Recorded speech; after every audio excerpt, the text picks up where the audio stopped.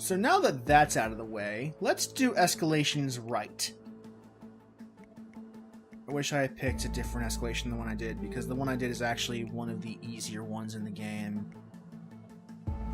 But that might be to the benefit of you viewers, so that you don't have to watch me fumble around in the dark for like an hour.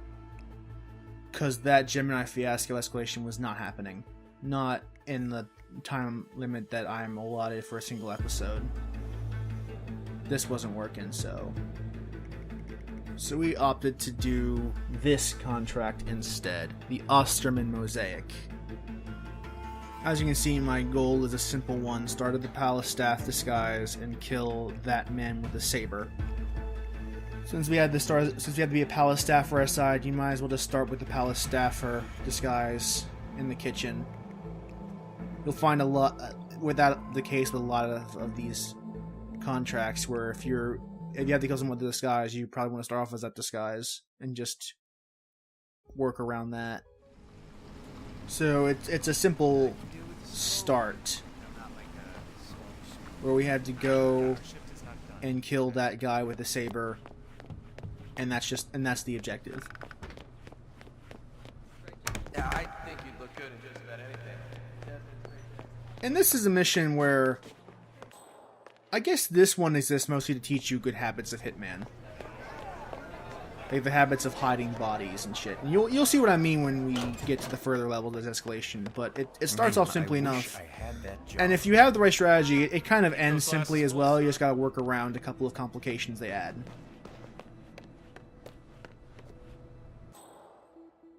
The target right there, I thought to break this glass to distract him, but he apparently didn't hear that somehow. So what I end up doing is just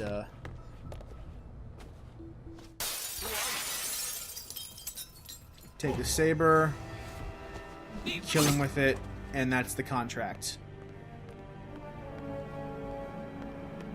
So now we just skedaddle, and that's the end of part 1.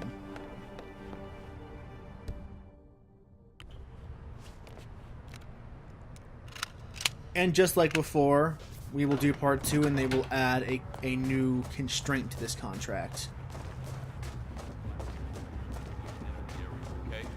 So now how will we deal with this new objective after we've completed this mission? I know, of course, because this is a post-recording. I've done this already, but you might not know.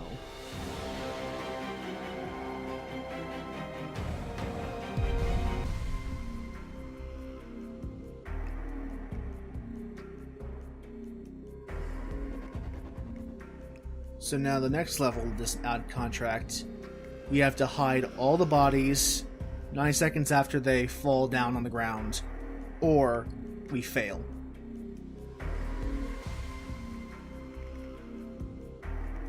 So it's honestly not a huge step up. This is a bit of a minor step up, but it is something that we do have to work around. It is a new wrinkle, a new complication in our assassination attempt. Straight jacket? Yeah, I think you look good in just about anything. And I realize a little bit too late I'm going the wrong way for no reason.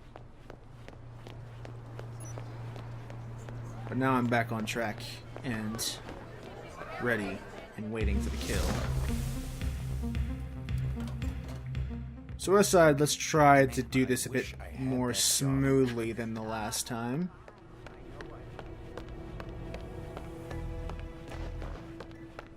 Or let's just see if I can do this real quick.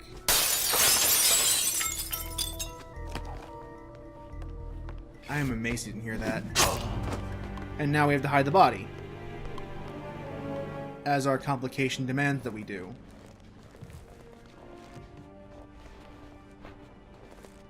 And once we hide the body, we will be free to escape.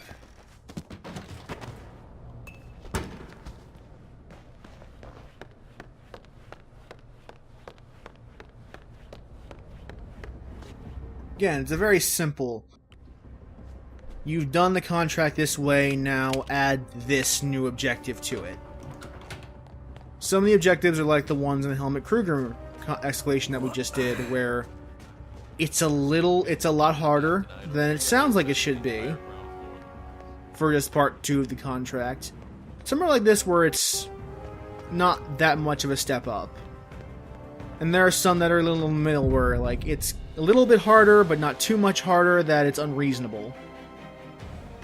I've kind of showed you the 2 extremes of the escalations in this, where I've showed you one that was, in my opinion, probably harder than it needed to be, and another one that was probably easier than it should have been, in terms of the escalation progression.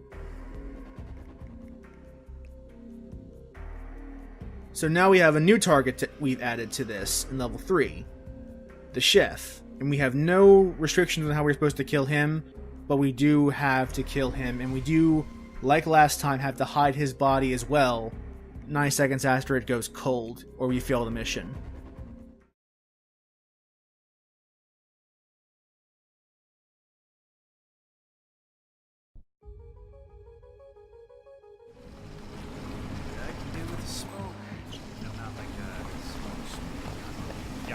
So as you can see, the chef is right there.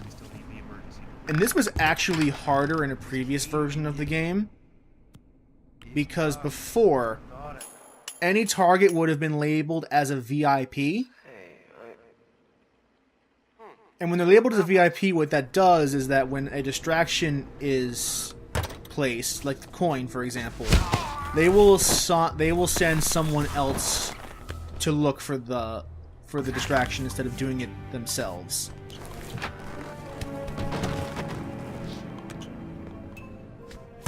So in previous runs of this mission, I've had the chef send Chef Junior over there instead of himself. And I've had to work around that a couple of times, but now that they've patched out that whole VIP nonsense for the targets, man, I wish it's been a lot easier to work with. Hey there, waiter. Which is kind of weird, because this was already a pretty easy contract even before that. We're going to distract him with the coin so that he doesn't see us break the glass. And once he rounds the corner, get my saber and toss it at his head.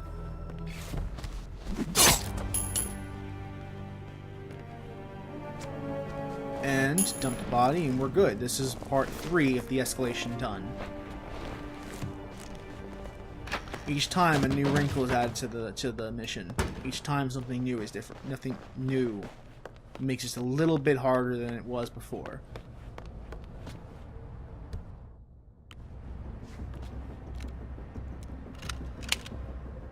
And again, it is teaching you how to deal with these escalations as they happen. So that when the time comes to an elusive target, it's kind of like, you can kind of think of it as an escalation on the base mission, where you've done the mission this way, but now we're going to change the map a bit, add some new objectives, and it's a new mission for you that you have to do in a limited time frame. So you can think of, in a sense, think of the elusive targets as large-scale escalation missions that have only 2 levels. Where the base level is just a regular mission, and the escalation of that is the elusive target mission. And this kind of tells you how to think of that big-scaled shift in a small-scaled way, so that when the time comes, you are still ready for it. And our new objective is to complete the mission within 5 minutes, but since we've already done that in the last run, this is not really much of an added complication. We can deal with this pretty easily by us doing the same thing that we've done in the past. But if you haven't figured out the best way to do this mission yet, or at least a good enough way to do this mission yet, this could be hard.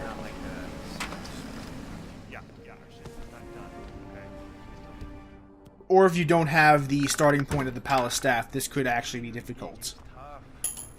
So it says, so your loadout when you come into the mission is important, because if I didn't have this ability to start at the power staff, this mission would be significantly harder than it is.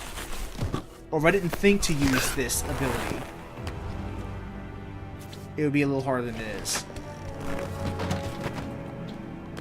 But since I am a fancy pants that has this stuff at my disposal, and I know that I should use it, this is actually relatively easy, relatively straightforward.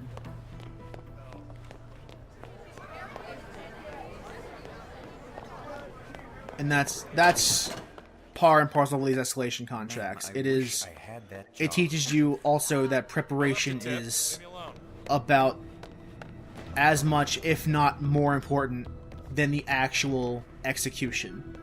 That because I've prepared correctly for this contract, I don't need to worry so much about the execution, because I have already done all the hard work in the planning stages. That's the smart part of Hitman, is that the planning is as much, if not more important, than the actual execution of your mission. Execution is important, but a bad plan is doomed to failure. Which is kind of funny, given that the next episode in this will be the episode 5 recording, or at least part 1 of it. Because that episode does involve a lot more planning than a lot of the previous episodes so far. And we'll get to that later on. Okay. Staff tonight are free to access the entire ground floor. So this is stage 4 of the escalation complete. Still kind of the same as we did stage 3, but if you weren't as tight as this already, because this is my first time doing this escalation, so my first time I did actually have trouble completing it in 5 minutes.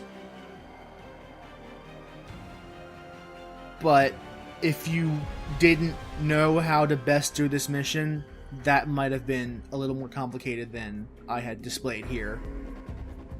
So this is the final level of the escalation, the biggest challenge, which is that they've added tripwire mines to the level, that if I cross the laser beam, I will instantly die.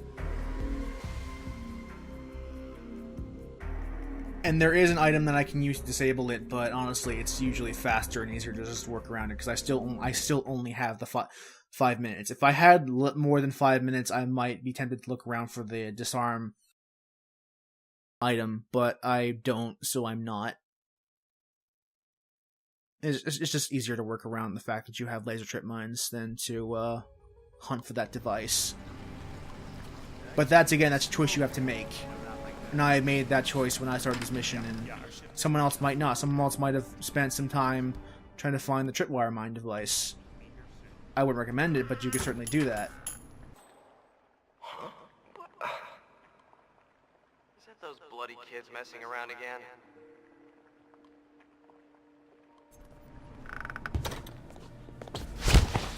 There we go.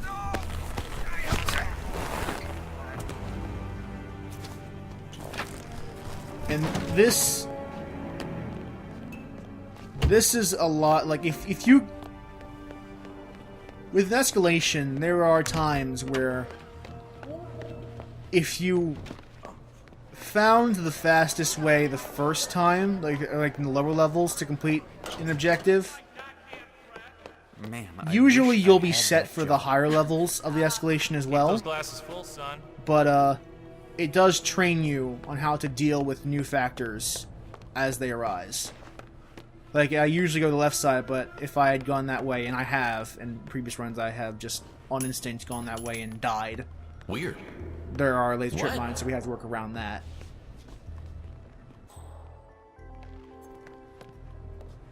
I mean, they can't completely block off this area with laser trip mines, because otherwise you just wouldn't be able to complete the contract at all. So there's always a valid way to come through. Now that we've done this, we have to hide the body, and then we will be almost done. You've noticed so far that I usually pick the lock of the door to this room to leave, but I can't this time because there are laser wires in the way.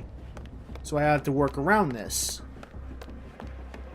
And since this is a pretty easy escalation, you can just go around this way if you're looking. But again, this is one of the easier escalations in the game. This is kind of just your gateway escalation contract. They get a lot harder than this. They get a lot harder than this. We're all really busy here. Just do what you That's gotta why I haven't completed a lot of them. I've completed a couple of them, but not a lot, because even I find a lot of these escalations to be pretty damn difficult.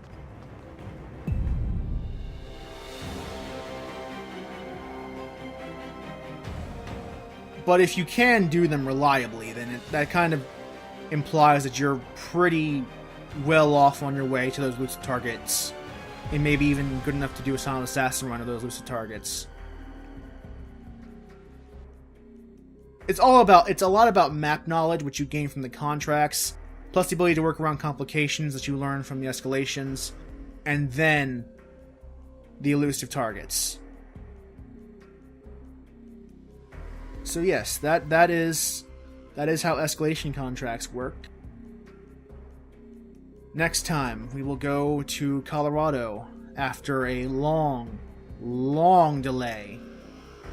Take care, guys.